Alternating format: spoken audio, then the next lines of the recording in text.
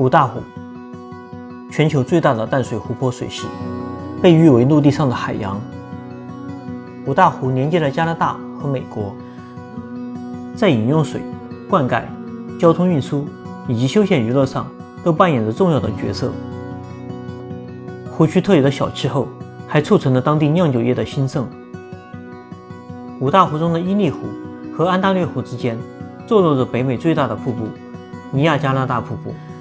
一个问题，观赏尼亚加拉大瀑布究竟是在美国一侧好呢，还是在加拿大一侧好呢？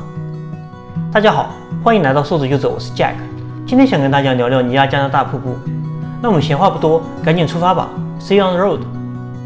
我们开车从大多伦多的万景出发，这段路程大约160公里，开了1个半小时，我们来到了位于美加边境的小城尼亚加拉。尼亚加拉小城颇有特点，据说从70年代开始，工业就已经逐渐的淡出，取而代之的是旅游业和赌博业。我们去的时候是10月份，还邂逅了一大群加拿大鹅。在城里稍微转了一下，我们就迫不及待地来到了瀑布前。凭栏而望，首先映入眼帘的是美国一侧的美国瀑布 American Falls 和新娘面纱瀑布 Bridalveil Falls。这是尼亚加拉瀑布群中的2个瀑布，所谓的 Niagara Falls 其实是3个瀑布的总称啊。在这里向右，远远的可以看到第3个，也是最大的一个瀑布马蹄瀑布 Horseshoe Falls。从这里向左，可以看到美国和加拿大的界桥彩虹桥。我们沿着岸边向西，朝着马蹄瀑布前进，很快就来到了马蹄瀑布前。似乎在这一瞬间，才真正的明白了什么叫做美。马蹄瀑布因形状如一只巨大的马蹄而得名。在这里，伊利湖的湖水倾泻而下，如万马奔腾般的注入了下方的安大略湖，势不可挡。尼亚加拉瀑布与南美的伊瓜苏瀑布、非洲的维多利亚瀑布并称为世界3大跨国瀑布，果然是名不虚传。我们沿着瀑布继续往上游前进，水流湍急，水势汹涌，让人叹为观止。稍微提醒一下大家，近距观察瀑布一定要注意安全啊！好像时不时就听见有人照相的时候从这儿掉下去，没有捞起来啊！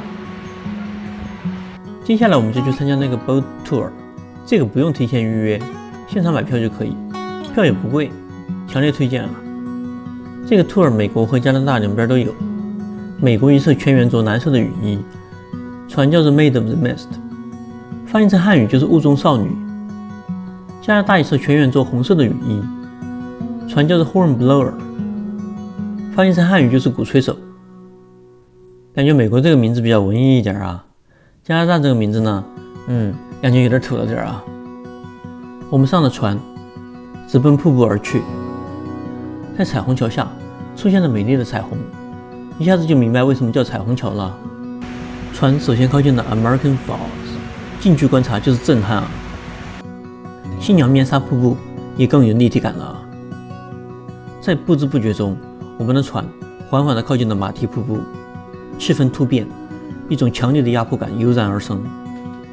瀑布下飞鸟四散，天空中出现多道彩虹，这让我想起王勃的名句：落霞与孤鹜齐飞，秋水共长天一色。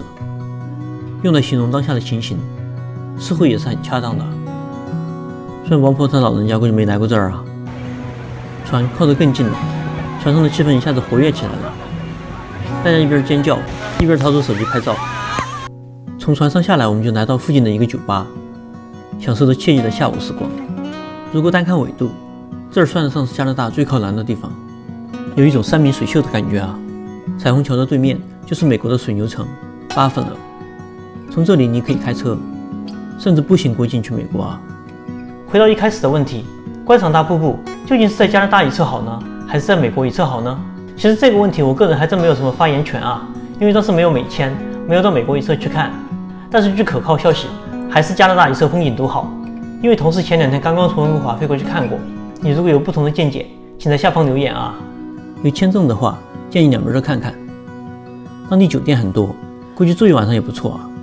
听说冬天的时候还会出现冰瀑布的奇观，那估计就是另一番景象了。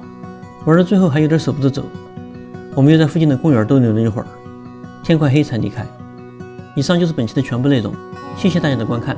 如果喜欢我们的视频，请不要忘了点赞和订阅，谢谢大家的关注和支持。